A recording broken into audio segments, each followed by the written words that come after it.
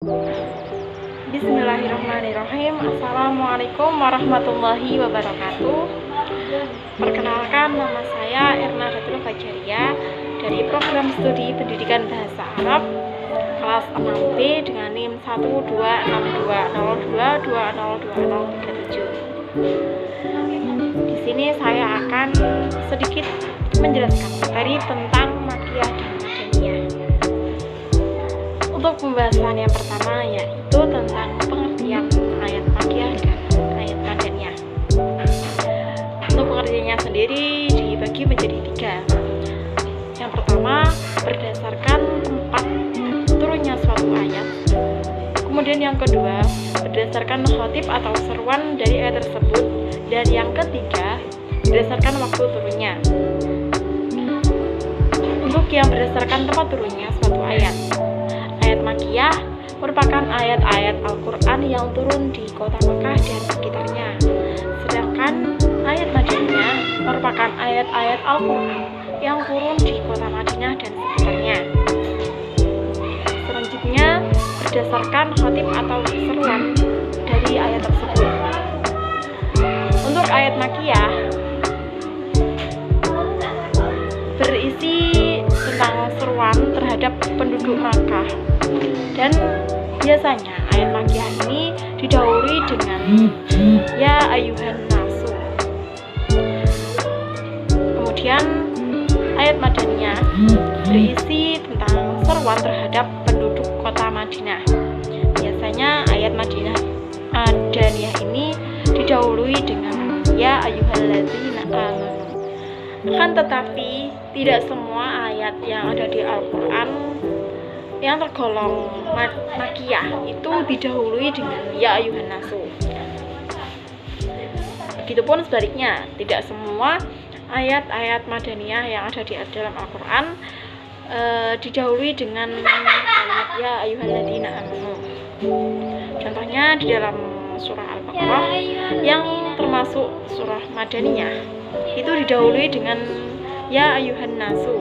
Kemudian di dalam surah Al-Hajj yang termasuk surah makiyah itu didahului dengan ya ayyuhalladzina amanu.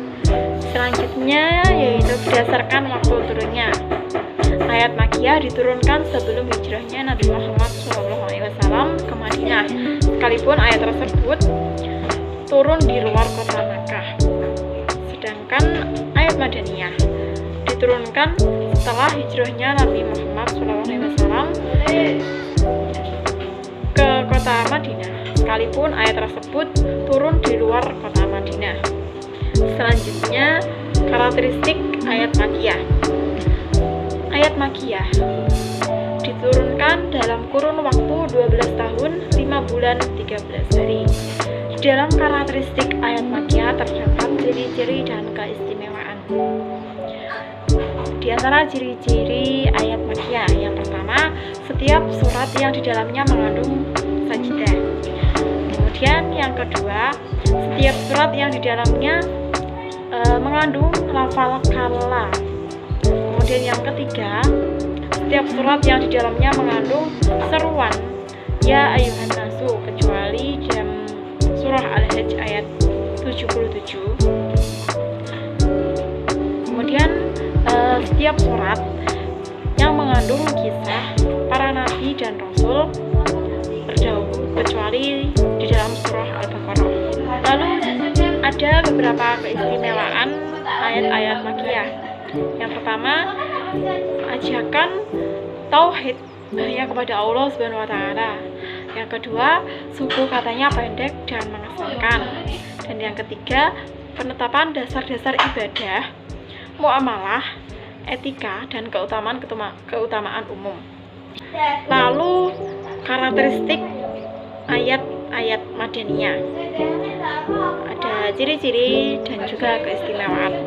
Untuk ciri-ciri ayat madaniyah sendiri, diantaranya yang pertama, setiap surat yang berisi tentang kewajiban, had atau sanksi. Kemudian setiap surat yang di dalamnya terdapat dialog antara ahli kitab.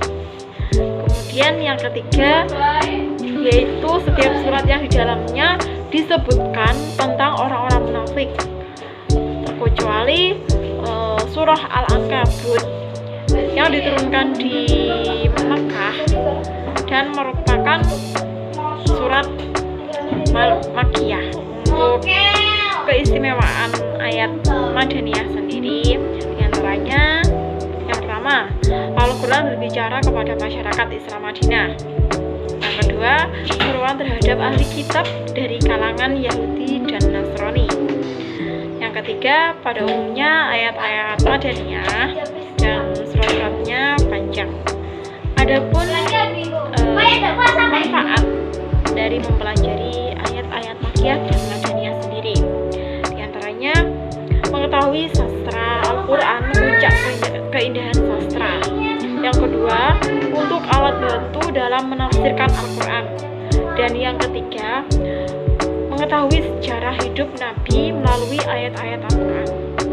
Kemudian ada dua cara untuk menentukan ayat Makkiyah dan ayat Madaniyah. Ada dua cara, yaitu Simai Naqli dan Qiyasi Ijtihadi. Untuk yang Simai Naqli merupakan cara untuk menentukan ayat Makkiyah atau ayat Madaniyah yang didasarkan pada riwayat sahih dari para sahabat yang hidup pada saat atau zaman itu dan menyaksikan turunnya wahyu. Kemudian untuk yang cara Qiyasi Ijtihadi merupakan cara menentukan ayat Makkiyah atau ayat Madaniyah yang didasarkan pada ciri-ciri Makkiyah dan ciri-ciri Madaniyah.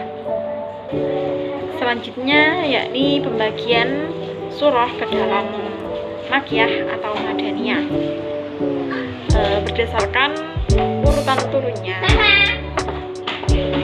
Untuk ayat Makkiyah, yang pertama yaitu Al-Alaq, kemudian Al-Qalam, kemudian Al-Muzammil, Al-Mudaththir, Al-Fatihah ila akhirih. Kemudian surat yang tergolong dalam surah Madaniyah, yang pertama surah Al-Baqarah, surah Al-Anfal, Ali Imran, Al-Ahzab, Al-Mumtahanah ila akhirih. Demikian sedikit penjelasan materi dari saya. Ada kurang lebihnya mohon dimaafkan. Syukran ala husni ihtimamikum. Wallahul muwaffiq ila aqwamit thoriq. Wassalamualaikum warahmatullahi wabarakatuh.